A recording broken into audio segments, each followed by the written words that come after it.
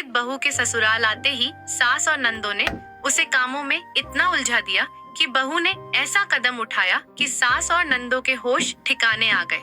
ससुराल में नई बहू के आते ही उसे जिम्मेदारी के नाम पर अकेले ही हजारों काम थमा दिए जाते हैं, बिना यह सोचे कि वह अभी इस नए घर से परिचित भी नहीं है। हर लड़की को मायके की आजादी से निकलकर ससुराल की चौखट पर किसी न किसी दिन आना ही होता है, मगर इन सब के लिए उसे खुद को तैयार करना पड़ता है और सबके साथ घुलने मिलने में समय लगता है। थोड़े समय बाद व्यवहार की छोटी बड़ी परेशानियां, अच्छाई बुराई, पसंद नापसंद समझने में कम से कम 1.5 महीना तो लग ही जाता है। लेकिन उसकी खामोशी का फायदा उठाना ठीक नहीं, क्योंकि कोई भी लड़की जब अपना घर परिवार छोड़कर आपके घर में प्रवेश करती है तब वह हजारों सपनों को बुनकर आती है। पर ससुराल और सपनों में जमीन आसमान का अंतर होता है। अगर सास बहू को न समझकर बेटी की तरह 2 प्रेम के शब्द कह दे तो बहू खुद को जल्द ही इस नए घर में ढाल लेती है। इन सब बातों के बीच मुझे एक मुहावरा याद आता है, घर की मुर्गी दाल बराबर।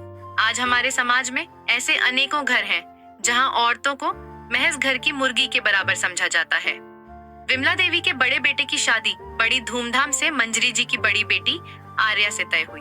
कुछ ही दिनों में शादी हो गई और आर्या ने विमला देवी के घर में कदम रखा। आर्या जहां मायके में सबसे बड़ी बेटी थी, वहीं ससुराल में भी बड़ी बहू बन गई। विमला देवी का बेटा कार्तिक बैंक में काम करता था और आर्या भी पढ़ी लिखी बीएड थी।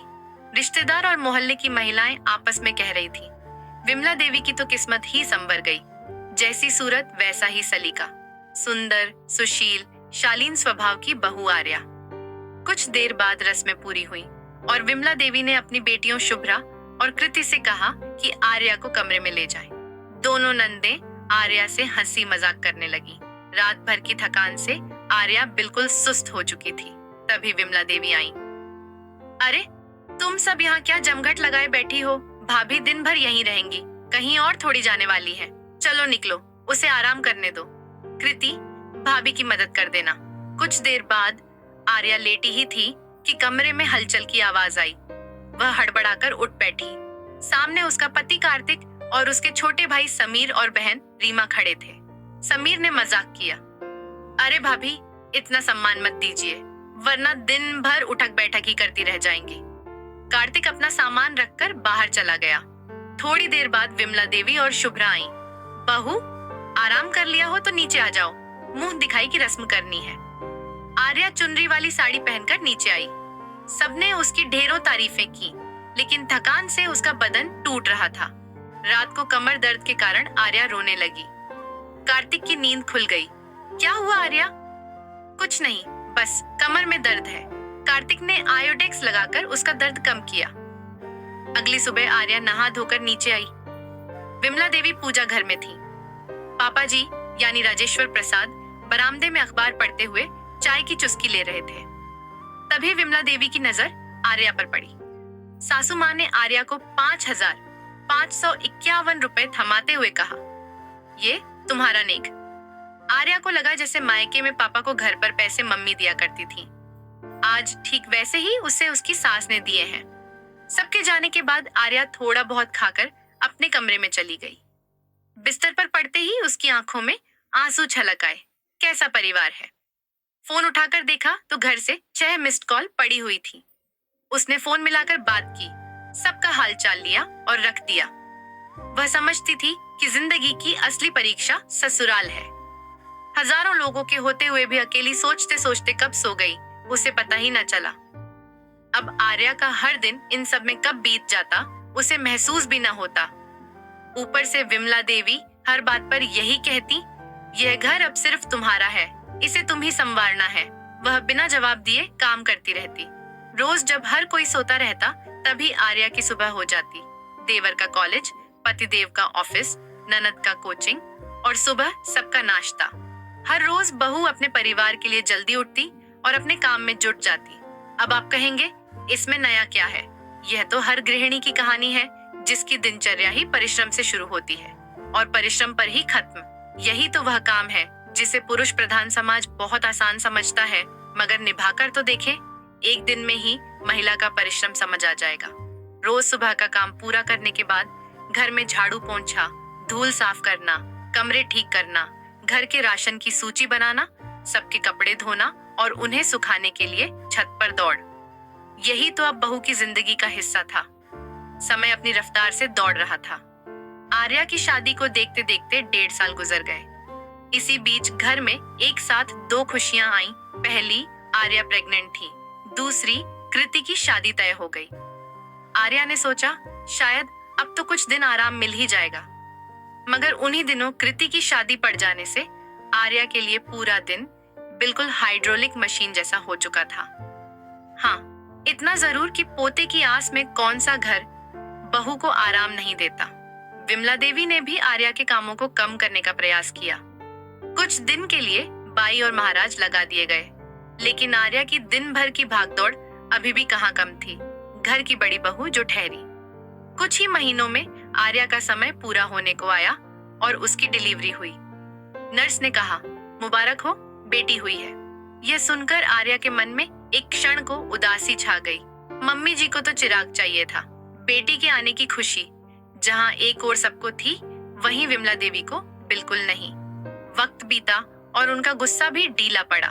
आखिर उन्होंने 10 दिन बाद अपनी लक्ष्मी को स्वीकार ही लिया, यह कहते हुए जल्दी अपनी मम्मी से बोलना कि तुम्हारे लिए एक भैया भी लेकर आए। सभी उनकी बात सुनकर खिलखिला देती, मगर आर्या सिर्फ मुस्कुराकर सास की वह फरमाइश सुनती जो उसके हाथों में नहीं, भगवान के हाथों में थी। बेटा बेटी तो एक ही स्वरूप है, न बेटी कम है न बेटा। पापा जी ने सासू माँ को टोकते हुए कहा, हमारी शुभ्रा और कृति इन 2 नालायक में से हैं क्या? अरे बहू, अच्छा हुआ नालायक ने जन्म ना दिया, वरना यह तीनों मिलकर उसे भी बिगाड़ देती।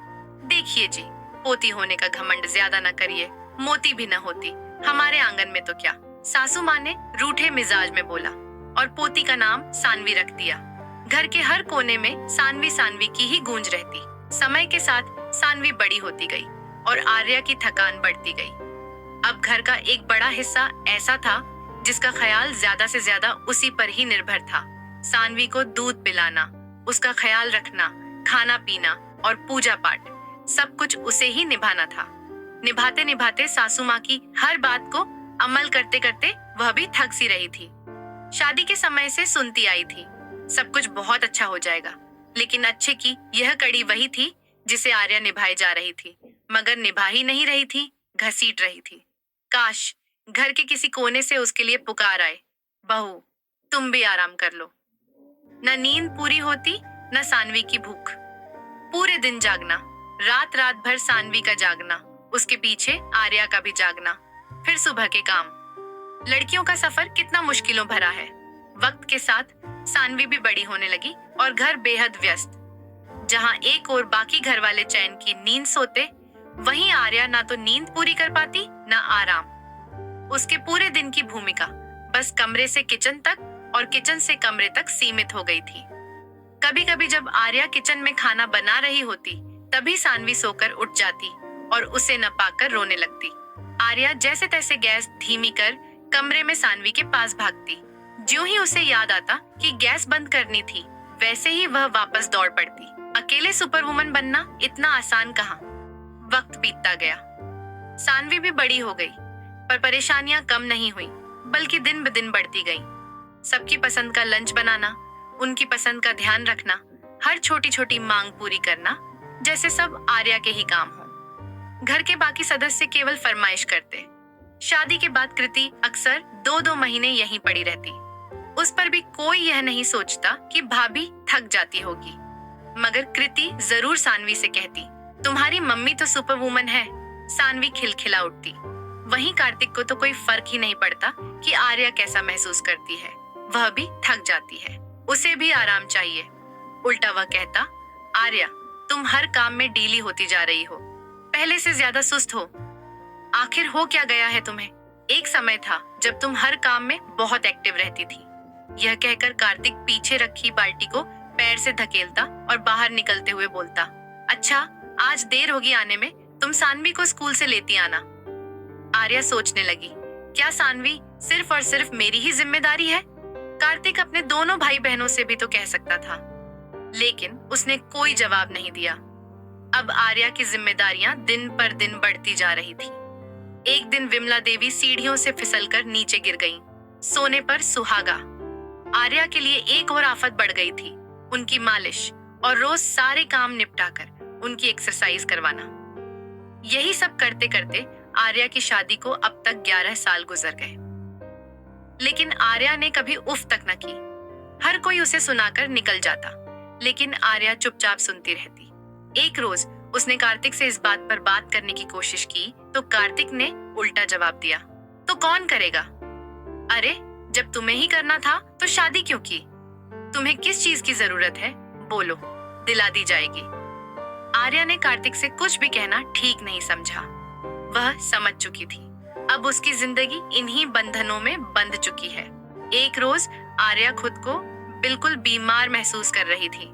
उसने सब काम निपटाकर सानवी को सुलाया और अपनी बहन से फोन पर बात करने लगी।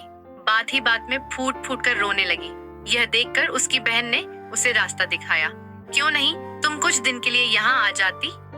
वह जानती थी इतना आसान नहीं है। उसी क्षण उसके मन में वह दिन भी ताजा हो उठा जब वह नई नई दुल्हन बनकर आई थी। अरे आर्या बहू, तुम कब आई? दूल्हे राजा ठीक से सोए कि नहीं? मुझे लगा तुम भी शुभ्रा और कृति की तरह सुबह देर से उठती हो। यह कहते हुए मम्मी जी आर्या के नजदीक आईं और हाथ पकड़ते हुए बोली, बहू आज तुम्हारी पहली रसोई है। वैसे तो मैंने तुम्हारे खाने की तारीफ बहुत सुनी है, मगर अब चखने के दिन आ गए हैं। इतना कहते हुए वे मुस्कुराईं। मैं चुपचाप उनकी बातों पर सिर हिलाकर रह गई। मेरा सिर हिलाना था कि मम्मी जी ने झट से कहा, बहू आज तुम क्या बनाओगी?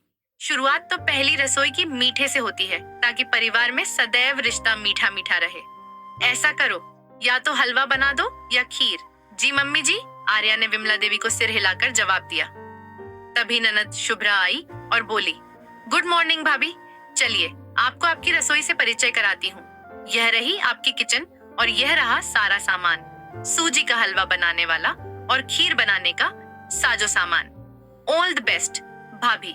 इतना बोलकर शुभ्रा किचन से बाहर चली गई। आर्या कुछ पल अकेली ही किचन में खड़ी रही, मानो उसे लाइटर तक चलाना न आता हो।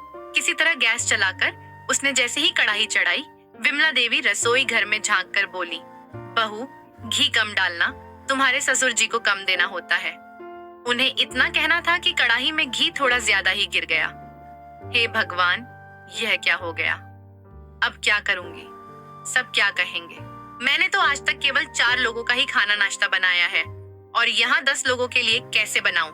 उसने अग्नि देवता को प्रणाम करते हुए भगवान से शुरुआत की। पहले खीर चढ़ाई और फिर दूसरी तरफ हलवा। इतना सब करने में उसे आधा से 1 घंटा लग गया। फिर दोबारा विमला देवी आई। कोई चीज चाहिए तो नहीं, कोई मदद चाहिए तो बोलना। सास मुस्कुराती रही। अब नई नवेली बहू क्या बोलती? किसी की मदद नहीं चाहिए, मगर एक लोच तो यही रही कि ससुराल में पहरे होते हैं। कौन लड़की भला खुलकर बोल पाती है? वह अंदर ही अंदर ऐसा महसूस कर रही थी मानो जीवन में उसने कभी काम ही न किया हो। शुरू में तो हाथ कांपे, लेकिन फिर आर्या ने पूरी हिम्मत से किचन में खुद को संभाला और किसी तरह दोनों चीजें तैयार कर दी। सासू माँ और दोनों नंदें किचन में आईं। वाह क्या खुशबू है। विमला देवी दोनों चीजें देखकर खुश होकर बोली, अरे वाह, दोनों ही बना दी। मुझे लगा पता नहीं तुमसे होगा भी कि नहीं। वाकई जैसा नाम है वैसा काम। यह सब देखकर मेरा मन प्रसन्न हो उठा। अच्छा शुभ्रा कृति, दोनों मिलकर जल्दी जल्दी सबके लिए प्लेट में हलवा और कटोरी में खीर निकाल दो। इन्हीं बीच विमला देवी ने अपने गले में पड़ी हुई चैन उतारी और आर्या को पहनाते हुए कहा, ये खानदानी चैन है। मेरी सास ने मुझे पहली रसोई पर दी थी और उनकी सास ने उन्हें। अब यह तुम्हारी है, क्योंकि अब से रसोई की मालकिन तुम हो। बाकी कामों के लिए तो नौकर चाकर लगे हैं, मगर खाना हम लोगों के हाथ का ही खाएंगे ना। यह सुनकर मैं मुस्कुरा दी। अच्छा बहू, अब तुम जाओ, आराम करो। अभी शुभ्रा तुम्हें नाश्ता ऊपर ही पहुंचा देगी। जी। सिर हिलाकर मैं ऊपर आ गई। आर्या का सारा ध्यान हलवा और खीर पर लगा था। न जाने सबको कैसा लगा होगा। पतिदेव कार्तिक ने आर्या को देखकर कहा, अरे तुम्हारा दर्द कैसा है? अब ठीक है? हाँ तो आराम करो, काम क्यों कर रही हो? आर्या 2 पल को उन्हें देखती रह गई और कार्तिक सीढ़ियों से नीचे उतरकर चले गए। नीचे से आवाजें आ रही थीं। अरे वाह, क्या लाजवाब रबर जैसी खीर बनाई है, मजा आ गया। तभी शुभ्रा आर्या के कमरे में आई और हलवा खीर लेकर बैठ गई। गाल खींचते हुए बोली, भाभी लाजवाब बनाया आपने। यह सुनकर आर्या मुस्कुरा दी। यहीं से शुरू हुआ आर्या के जीवन का नया सफर। पास हो जाने से वह थोड़ा सहज महसूस करने लगी थी। वक्त गुजरता गया और दिन हंसते बीतते निकल गए। तभी मम्मी जी ने बताया, बहू परसों दावत है, तुम्हें सबके लिए अपने चटक हाथों से खाना बनाना होगा। मन ही मन आर्या सोचने लगी, 10 से 12 लोग ही होंगे, ज्यादा से ज्यादा। लेकिन जब विमला देवी ने बताया कि कुल 25 मेहमान दावत पर आ रहे हैं, तो आर्या के होश उड़ गए। पूरी रात इसी बात में उलझी रही कि इतने लोगों के लिए क्या बनाएं। सुबह आर्या नहा धोकर आई और जब विमला देवी के पैर छुए तो उन्होंने आशीर्वाद देते हुए कहा, कितनी संस्कारी बहू है हमारी। अरे बहू, परसों बताया था ना, आज घर पर कुछ मेहमान आ रहे हैं। क्या क्या सोचा है बनाने को? आर्या बिल्कुल समझ नहीं पा रही थी कि क्या बोले। थोड़ा रुककर बोली, मम्मी आप ही बता दीजिए, वही बना दूंगी। विमला देवी ने मेन्यू बताना शुरू किया। दम आलू, मटर पनीर, पूरी, पुलाव, बूंदी का रायता, सलाद, मीठे में खीर या फिर घर की बनी जलेबी भी है। इतना सब सुनकर वह चौंक गई। फिर सोचने लगी, कितना अच्छा ससुराल मिला है। इतने लोगों के लिए बनाने में कम से कम दोनों नंदों में से एक तो साथ रहेगी, सब झटपट हो जाएगा। वह किचन में गई और सामान ढूंढने लगी, मगर मिल नहीं रहा था। तभी कृति किचन में आई। क्या ढूंढ रही हो भाभी? खाना बनाना है ना, तो सामान? कुछ मिल नहीं रहा। कृति मुस्कुराई और 2 मिनट में ही सारा सामान निकालकर प्लेटफॉर्म पर रख दिया और चली गई। हर कुछ मिनट पर दोनों नंदे दरवाजे से झांक कर पूछती, अरे भाभी कोई काम हो तो बताइए, और आर्या के बिना जवाब सुने ही मुस्कुराकर चली जाती। आर्या मन ही मन सोचती, अगर मदद करनी होती तो बिना पूछे ही हाथ बटा देती। करते करते वह लगभग सारा खाना बना चुकी थी, बस पूरी बेलना रह गया था। तभी कार्तिक घर आ गया और आर्या को अकेले किचन में देखकर बहनों से बोला, अरे कम से कम अपनी भाभी का हाथ तो बटा दो। भाई की बात सुनते ही दोनों बहनों ने एक सुर में कहा, हमें तो इतनी अच्छी भाभी मिली है जो कोई काम ही नहीं कराती। यह सुनकर आर्या दुखी हो गई। अब खाने की बारी थी। दोनों नंदे सबको सर्व करती गईं। सभी लोग खाने की तारीफ कर रहे थे। उधर आर्या किचन में खड़ी खड़ी बिल्कुल थक चुकी थी। उसे अब सिर्फ बैठने की इच्छा थी, मगर बीच बीच में लोग आते, मौसी, चाची, कोई न कोई, सबके पैर छूना, सबका स्वागत, यह सब एक आजाद घर की लड़की के लिए कठिन हो जाता है। आखिरकार समय बीत गया। सासू माँ बड़ी खुश थी कि उनकी बहू की तारीफ हुई, लेकिन बहू की स्थिति का अंदाजा सिर्फ और सिर्फ आर्या ही लगा सकती थी। वह कितनी थक चुकी है। इस समय उसे सिर्फ बिस्तर की याद आ रही थी, घर से बाहर निकलने की भी। एक रोज फिर उसने कार्तिक से कहा, कार्तिक मैं थक जाती हूँ, मुझे भी आराम चाहिए। कार्तिक ने विमला देवी की तरह ताने मारते हुए कहा, काम ही क्या है तुम्हें, करती ही क्या हो, रोज एक ही बात लेकर बैठ जाती हो। शादी के 12 साल गुजर गए कार्तिक, मगर आप अभी तक यह नहीं जान पाए कि मैं करती क्या हूँ। आर्या ने कहा, हाँ वैसे भी आप कहाँ समझ पाएंगे, यह सब जो संभालना पड़ता है तब पता चलता है कि मैं करती क्या हूँ। आर्या ने तय कर लिया था कि आज वह कार्तिक को समझा कर रहेगी कि वह इन 12 सालों में क्या करती आई है। आर्या बोली, तो सुनिए, आपकी पत्नी करती क्या है। जब पूरा घर सोता है तब आपकी पत्नी उठकर सारा काम पूरा करना शुरू कर देती है, नाश्ता बनाने से लेकर खाना पीना तक। इतना ही नहीं, सबकी फरमाइशों को भूखा रहकर भी पूरा करती है। सानवी को स्कूल छोड़ना लाना, घर पर उसका होमवर्क करवाना और सासू माँ की मालिश। और आपके जाने के बाद का हाल पता है कैसा होता है? नहीं तो सुनिए, उसके बाद जिस वक्त आप उलाहना देते हुए घर से ऑफिस निकलते हैं, आपकी गाड़ी की चाबी, टिफिन और रोज की तरह याद दिलाना, सानवी को आप लाएंगे या मैं लेकर आऊं। इन सब के बीच घर में छूटा हुआ काम क्या होता है? टेबल पर पड़ा बड़ा अखबार, जिसके ऊपर रखी चाय की प्याली का दाग, बाथरूम में पड़े आपके और सानवी के गीले कपड़े, ठीक से बंद न किया हुआ नल जिससे बूंद बूंद टपकता पानी, बिस्तर पर पड़ा गीला तौलिया और हेयर ऑयल का खुला ढक्कन। न जाने कितना तेल हर रोज बिस्तर पर गिरा रहता है, इसे साफ करने में घंटों लगते हैं। अलमारी से निकाली हुई 3-4 जोड़ी पैंट शर्ट, जिनमें से एक जोड़ी आप पहनकर जाते हैं, बाकी बिस्तर पर ही फेंक जाते हैं। सानवी के द्वारा तेज आवाज में चालू किया गया टीवी, जिसमें कार्टून नेटवर्क चलता रहता है, और मैं, आपकी पत्नी, जो पिछले 12 सालों से यह सब व्यवस्थित करती आई हूँ, जिसे आज तक किसी ने न देखा न सोचा। कभी सोचा आपने कि यह घर हरदम व्यवस्थित कैसे दिखता है? नहीं सोचा, क्योंकि यह तो औरतों का काम है ना। बोल दीजिए। यह कहते कहते आर्या की आंखें आंसुओं से भर आईं।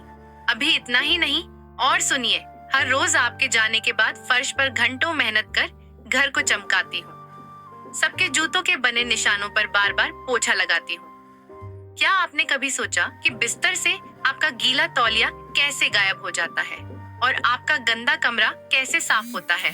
सुबह फ्रिज साफ करना, दूध दही और बाकी राशन देखना, उनकी सूची तैयार करना, बाजार से आए सामान की जांच करना, कुछ छूटा तो नहीं, फिर पाई पाई जोड़ना कि कितना कहाँ लगा, क्या बचा, उसमें भी सानवी की पढ़ाई पर ध्यान देना। कभी सोचा आपने या आपके परिवार ने हर दिन अलग अलग फरमाइश का नाश्ता, दोपहर और रात का खाना कैसे बनता है? मैं यह सब अकेले कैसे संभालती हूँ? नहीं ना, क्योंकि आपके सारे काम तो बने बनाए हैं। खुद को क्या करना है? आर्या बोली, बस कार्तिक, मैं आपसे इतना कहना चाहती हूँ कि मैं कुछ दिनों के लिए अपने घर जा रही हूँ, मुझे भी रिलैक्स होना है। कार्तिक ने बीच में काटते हुए कहा, तो घर कौन देखेगा? और हमारे सारे काम, टाइम पर नाश्ता खाना, सानवी का स्कूल भी तो छूट जाएगा। मैं अकेले जाऊंगा, सानवी यहीं रहेगी, इतनी छोटी बच्ची कौन संभालेगा? आर्या ने कहा, क्यों? सानवी आपकी बेटी नहीं है या इस परिवार की बेटी नहीं है? देखिए कार्तिक, मैं कुछ दिनों के लिए जाना चाहती हूँ, आप मम्मी से बात कर लीजिए। रही बात सानवी की, तो मैं उसे साथ लेकर जाऊंगी, मगर मैं अपने घर जाना चाहती हूँ। कार्तिक शांत होकर सब सुनता रहा। सुबह होते ही उसने आर्या से माफी मांगी, मगर आर्या भी अड़ी रही। इस बार वह बिल्कुल नहीं पिघली। कार्तिक ने विमला देवी को आवाज लगाई, माँ। हाँ बोलो कार्तिक, विमला देवी ने पूछा। माँ, आर्या कुछ दिनों के लिए अपने घर जाना चाहती है। अरे क्यों? अचानक से आर्या चली जाएगी तो यहाँ कौन देखेगा? अरे माँ, आर्या से क्या पूछ रही हो? अगर जाना चाहती है तो दिक्कत कैसी? कार्तिक ने माँ को टोका। आर्या किचन में खड़ी मुस्कुरा रही थी। कितने अरसे बाद वह अपने घर जाने वाली थी। वह बहुत खुश थी। तभी सासू माँ ने पूछा, अरे ठीक है, पर कब तक आना है आर्या बहू? परसों चली जाओ और एक दिन रहकर यहाँ आ जाना। ये सुनकर वह उदास हो गई, पर मन ही मन सोची, पहले जाने तो दीजिए, मैं जल्दी आऊंगी या नहीं ये बात की बात है। मम्मी जी, कुछ दिन आप लोग भी जानिए कि आर्या इस घर के लिए क्या है। पापा जी ने बात सुनते ही कहा, अरे जाने दीजिए ना विमला देवी, बहू भी तो एक जगह रहते रहते ऊब गई होगी। अजी आप भी खूब है, मैंने मना कब किया है? बस बहुत जल्दी आ जाए, वरना घर कौन देखेगा? क्या बात करती हो आप विमला देवी? बहू से पहले इस घर की बहू आप भी तो रही, और आपने घर को बखूबी संभाला है। इतनी क्या रोक टोक? बहू अपना सामान पैक करने लगी। परसों ही कार्तिक तुम्हें पहुंचा देगा। जी पापा, आर्या ने जवाब दिया। आर्या बहुत खुश थी कि कितने सालों बाद अपने घर की दहलीज पर कदम रखेगी। खुलकर हंसेगी, बोलेगी, सोएगी, सांस लेगी। सुबह उसने चना भिगो दिया। चना दाल के भरवा परांठे, खीर, आलू टमाटर की सब्जी बना दी। सबको चाय भी पिला दी और तैयार हो गई। कृति ने आर्या को इतना खुश देखा तो पूछा, अरे भाभी, आज तो आप बहुत खुश हो, कोई खुशी की बात है क्या? हाँ, मैं अभी अपने घर निकल रही हूँ, इतने सालों बाद, वह भी अचानक नहीं, कल मम्मी से पूछा था, तभी जा रही हूँ। कृति ने उदास होकर पूछा, कब आएंगी आप? देखिए 3 दिन रुककर। कृति खुश हो गई। कार्तिक ने आवाज लगाई, आओ आर्या, देर हो रही है। आर्या ने विमला देवी और पापा जी के पैर छुए। विमला देवी बोली, जल्दी आना बहू, तुम्हारे बिना यह घर सूना हो जाएगा। जी मम्मी, आर्या ने जवाब दिया। आर्या अपनी बेटी सानवी के साथ अपने मायके पहुंच गई। परिवार से मिलकर बहुत खुश हुई। कार्तिक के जाते ही आर्या और खुश हो गई। उसने रात के खाने पर 12 सालों एक की कहानी 10 मिनट में सुना दी। सब दंग रह गए। 3 दिन बाद उसने कार्तिक को फोन कर कहा, कुछ दिन और रुक जाऊं? बेचारा कार्तिक शांत था। ठीक है, रह जाओ, लेकिन घर को तुम्हारी बहुत जरूरत है। आर्या बोली, अरे कैसी जरूरत? आप सब तो वही हैं, मैं नहीं हूँ तो क्या बिगड़ रहा है? घर पर सब ठीक है ना? कार्तिक ने दबे मन से कहा। हाँ ठीक है, बाद में बात करता हूँ। इन दिनों आर्या इतनी कमजोर हो चुकी थी कि सबने उसका हीमोग्लोबिन चेक करवाया। हीमोग्लोबिन बहुत कम निकला। डॉक्टर ने आराम और अच्छा खाना लेने को कहा। आर्या बोली, वह तो मैं पानी तक सही से पी नहीं पाती, सारे कामों में भूल जाती हूँ। उसकी आंखें छलक आईं। इसी तरह वह 10 दिन तक अपने मायके ही रुकी रही। एक दिन आर्या को लेने उसके घर से कार्तिक और समीर आ गए। अब तो आर्या चाहकर भी न रुक सकी, दबे मन से वापस अपने ससुराल आ गई। इधर जब वह ससुराल आई तो उसने देखा पूरा घर अस्त व्यस्त बिखरा पड़ा है। किचन में छोटी ननद कृति खाना बना रही थी और विमला देवी लगातार उसकी मदद कर रही थी। आर्या चुपचाप अपने कमरे से यह नजारा देखती रही। अगली सुबह आर्या जल्दी नहीं उठी। उसे किचन से शुभ्रा के बड़बड़ाने की आवाज आई। अरे, जब भाभी गई थी तो ठीक ठाक थी, वहां जाते ही बीमार पड़ गई। तब पापा जी गुस्से में बोले, क्यों, वह इंसान नहीं है क्या? पूरी सफाई तो इस घर में नंदिनी। अरे आर्या दिखती है हर जगह, बीमार है तो आराम कर लेने दो कुछ दिन। शुभ्रा चुप हो गई और विमला देवी के साथ मिलकर खाना बनाने लगी। 3 दिन तक घर का यह स्वरूप आर्या को सुकून देता रहा। तभी पापा जी ने बरामदे में बैठे बैठे जोर से कहा, अजी, विमला देवी जरा पकोड़े तल दीजिए तो मजा आ जाएगा। विमला देवी ने झुंझलाकर जवाब दिया, हाँ जी, इस गर्मी में खड़े खड़े पसीना टपक रहा है और इनको पकोड़े चाहिए। पकोड़े की तरह तलने की मुझे जरूरत नहीं है, खड़े खड़े पैरों में दर्द हो रहा है। अरे भाग्यवान, आपके पसीने से क्या लेना देना है? अच्छा, जरा किचन में खड़े होकर आधा घंटा काम कर दीजिए, समझ में आ जाएगा पकोड़ों की कीमत, पापा जी बोले। विमला देवी बोली, वाह भाई वाह, जरा सा खड़े होने पर तुम सब इतनी उफ कर लेते हो। लेकिन क्या किसी ने आर्या बहू के बारे में सोचा? बिल्कुल नहीं। क्या कभी आर्या ने कहा कि अपनी फरमाइश खुद पूरी करिए, या कभी बहू ने कहा कि मुझे गर्मी लग रही है? बल्कि सदैव उसने सबकी पसंद का ख्याल रखते हुए बढ़िया भोजन बनाकर खिलाया है। कभी भी उसे किसी को ताना मारते बड़बड़ाते नहीं देखा, कभी उसे किसी की बुराई करते पाया है। सदा जी हाँ में सिर हिलाने वाली बहू सबको नहीं मिलती। विमला देवी बोली, आज तुम्हारी बेटियां किचन में खड़ी हो गई हैं, तो तुम्हें समझ आया कि इसमें पसीना भी टपकता है। अगर इस घर में सब मिलकर काम करें तो बहू भला क्यों बीमार हो? आर्या ये सब अपने कमरे से सुन रही थी। उसकी आंखें भीग आईं। तब विमला देवी ने तय किया कि आज से सभी लोग मिलकर सारे काम निपटाएंगे ताकि बहू पर बोझ न बना रहे। उसी दिन आर्या ने पापा जी की पसंद के पकोड़े तल दिए और उन्हें खिलाए। उस दिन से सभी को समझ आ गया कि आर्या भी इस घर का हिस्सा है। उसी ने पूरे घर को संवार रखा है। आर्या जैसी अनगिनत बहुएं इस मकर जाल में पिसती रहती हैं, मगर आर्या जैसी बहू मिलना सबके नसीब में नहीं होता। तो दोस्तों, यह थी आज की कहानी। इस कहानी पर आपकी क्या राय है, कमेंट बॉक्स में ज़रूर लिखिए। अगर आपको कहानी पसंद आई हो तो वीडियो को लाइक करें, चैनल को सब्सक्राइब करें और बेल आइकन दबाकर ऑल पर सेट करें ताकि नई वीडियो की सूचना आपको तुरंत मिल सके। धन्यवाद।